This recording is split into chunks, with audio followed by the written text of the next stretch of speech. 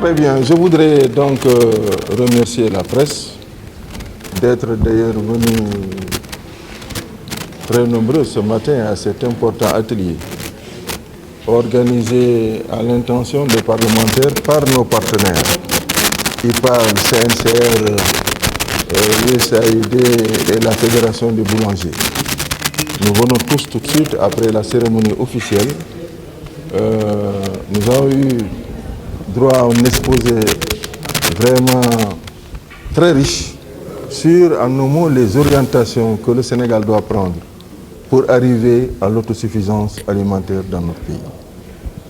Et ce qui est intéressant, c'est que de la griffe au lion, les gens sont arrivés même à faire un exposé au niveau des boulangers des différents types de pain, mais essentiellement presque à base de céréales locales.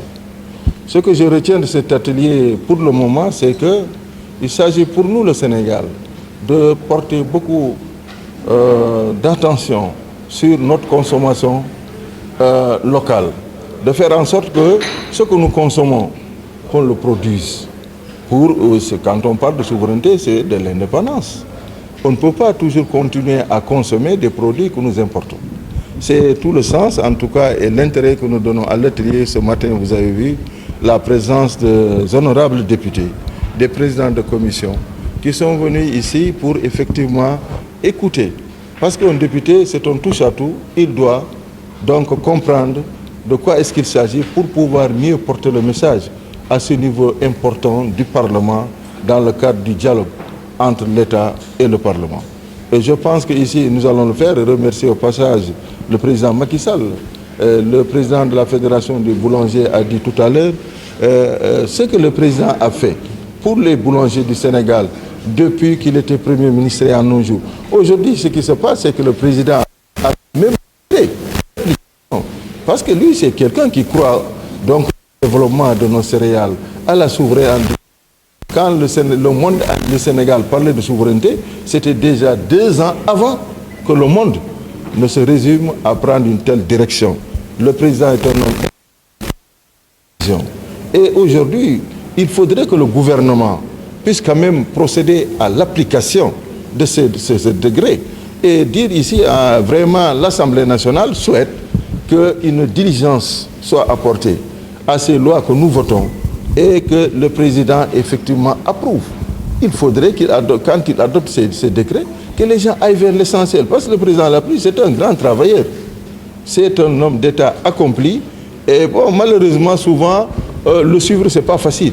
Il va à une vitesse extraordinaire, mais je crois savoir que nous, au niveau du Parlement, nous allons profiter de l'occasion pour mieux apprendre. Et à l'occasion de la prochaine session qui s'annonce dans 1 mois et demi, nous pourrons en tout cas porter, nous députés ici présents, et représentons les différentes commissions, échanger entre nous pour mieux porter cette question. Parce qu'il s'agit du Sénégal, de son indépendance, la souveraineté alimentaire. Et Dieu sait que nous avons les terres, nous avons le soleil, nous avons la main-d'œuvre et nous pouvons effectivement régler tous les problèmes du Sénégal à partir du renforcement qu'il faudrait faire en termes de gros investissements, des investissements massifs dans le monde rural, maintenir du coup également cet exode que nous avons dans nos grandes villes, mais également vers l'étranger et régler le Sénégal. Je pense que c'est à partir de l'agriculture, à partir de tout ce que nous avons entendu ici, venant de IPAR, du CNCR, que je salue comme une grosse fêtière qui a aujourd'hui plus de 50 ans d'existence, pour ne pas dire 100 ans, parce que je ne sais pas, mais c'est une vieille organisation qui jusqu'à présent existe. Donc cela veut dire qu'elle est sur le chemin du développement de notre pays. Saluer également les différents représentants de la météo, le directeur de la météo et de l'ANACIM, et qui sont tous venus aujourd'hui pour voir effectivement avec la science, avec les changements qu'il faut pour pouvoir permettre au Sénégal d'être sur, en tout cas, les rampes de l'excellence pour un développement vraiment continu. Et parce que la science, c'est quelque chose qui se développe tous les jours et nous souhaiterons être en phase avec les mutations que le monde va connaître. Et le président de la République, en tant qu'homme de science, a déjà balisé la voie. Il faudrait que tout le monde suive pour que nous puissions permettre à notre pays d'être au devant de la scène. Le président a déjà montré à maintes occasions, à travers des actes et des réalisations, je parle aujourd'hui du TER, du BRT, que sont des outils de transport qu'on trouve rarement dans toute l'Afrique. Donc c'est quelqu'un vraiment qui comprend, et quand il prend le décret pour appliquer une telle vraiment loi, je pense que le gouvernement doit suivre, et nous allons en tout cas à l'occasion de la prochaine session revenir largement sur la question pour que le ministre de l'Agriculture et tous les ministres qui sont impliqués dans cette activité puissent quand même suivre très rapidement pour le bien du Sénégal et des Sénégalais. Je vous remercie.